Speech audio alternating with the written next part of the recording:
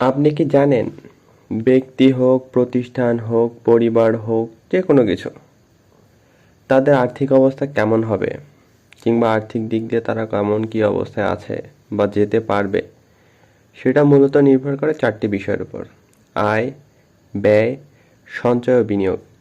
এই চারটি বিষয়ের মধ্যে যে যত বেশি ভারসাম্য রক্ষা করতে পারবে, জীবনে হোক যে কোনোভাবে, তাদের মধ্যে আর্থিক সক্ষমতা বলেন, সচ্ছলতা বলেন, আর্থিক অবস্থার উন্নতি বলেন, তত ভালো হবেই।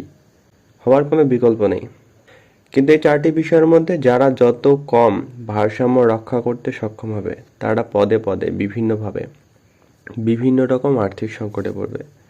সেই জন্য এই চারটি বিষয় যত বেশি সম্ভব জানেন, শেখেন, বোঝেন, মানেন, উপকার হবে, বিশেষত নিজের ব্যক্তি জীবনে। কারণ আসলে সবচেয়ে বেশি প্রভাবিত করে অর্থনৈতিক অবস্থা নিজের জীবনটাকে।